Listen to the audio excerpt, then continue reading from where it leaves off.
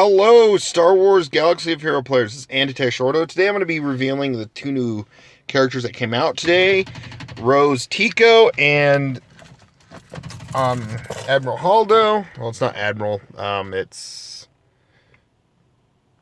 Admiral Holdo. Okay, it says Admiral, but she goes by another name, so we'll look into that in a minute. So this is Tico. Now, I'm hoping next week we at least have a couple of first order characters released. My hope would be BB-9E, so we can get another droid, a dark side droid, and at least like General Hux. There's also the Admiral that was at the beginning of the beginning of the movie of The Last Jedi. There was also Snoke that could be in. So there's a few options that they could still add to make First Order really viable.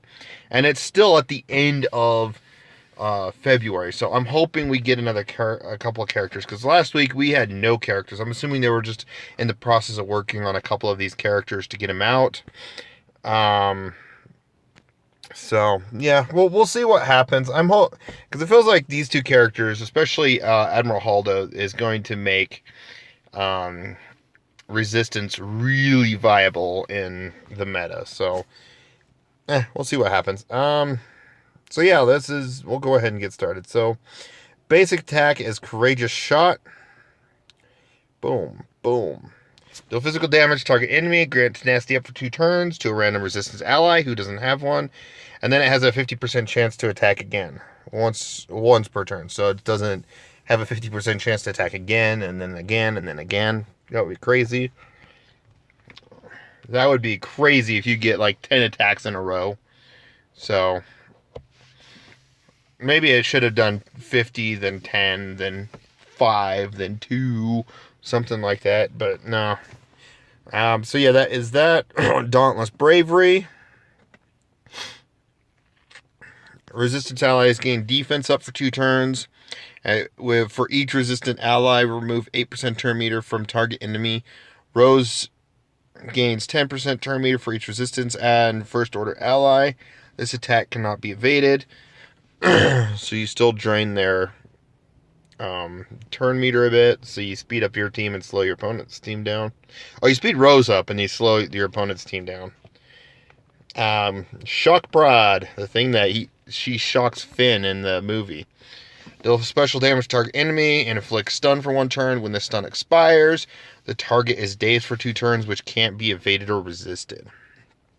So that's good. And then Vital Spirit, Tico has 10% offense for each exposed enemy.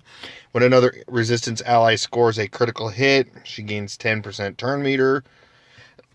So if your opponent, if say like Rey, the original Rey comes out, and she does her triple whammy attack and gets 3 critical hits, that's 30% turn meter. That's nice.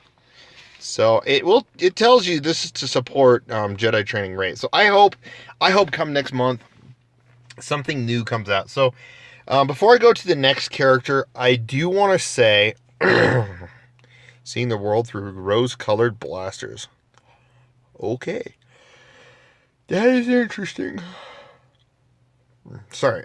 So there was a big rumor going on that Revan was being added to the game. And unfortunately, it has been confirmed that they are not. It was through different posts that there's a possibility. But something big is coming for February. Something big and exciting. I still hope it's bounty hunters and we get a good number of bounty hunters added to the game. But for the most part, I highly doubt that's going to be the case since all this rumors of Sith being a possibility. A lot of people are heavy farming Sith to like Sith Trooper, Sith Assassins. So who knows? Maybe they may do another Sith rework, and this is how we get Palpatine and Vader, reworked. And they could still squeeze in a few Imperial characters like Imperial Royal Guard, or excuse me, the Royal Guard. Having some synergies with Palpatine. But for the most part, we'll see if that's even likely. So it's at least I'm hoping it's a dark side thing. It feels like it's a dark side thing. It sounds like it's a dark side thing, because last February we got Nihilus Trooper and Assassin, the Sith Trooper and Assassin. So we'll see. It should be dark side. I'm hoping it is. It stays a dark side thing. That would be nice, so we can have some dark side love. I just hope for the next 5-6 months we get a lot of dark side characters. Yes, granted, the Han Solo movie will give us a light side character, a couple light side scoundrels, maybe like a young Lando, maybe a young Han Solo, another Chewbacca. Who knows what we're gonna get for the movie, because we don't know who's in it. There's rumors that Palpatine's gonna be in the movie. There's gonna be Vader that's gonna be in the movie, because you can't do a movie without a lightsaber wielding character, probably. So yeah, maybe the Han Solo movie will tie in something else. So we'll see what happens. But for the most part, let's go ahead and finish this one. Amilyn Holdo, or Admiral Holdo. I don't know why they changed that, but whatever. So this is Amilyn Holdo, the purple hair lady. I still say she's a character that, in my opinion, shouldn't have existed. Her role should have just been 100% given to Admiral Akbar. And the picture just crashed. Okay.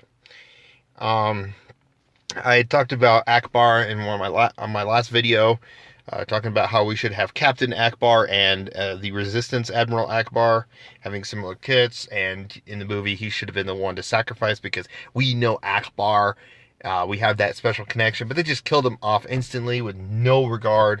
They wanted to kill off a lady. I don't know why, but whatever. So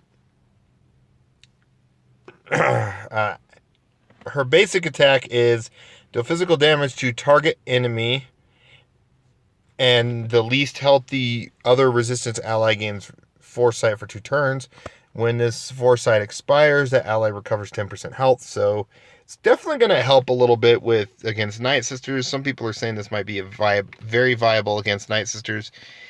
We'll see, because that's a 10% health gain, and if they've gotten 3 to 4 plagues up, and maybe Holdo actually got stunned from Daka, we'll see. We'll see how this does. Maybe Night Sisters isn't as bad as they're thinking.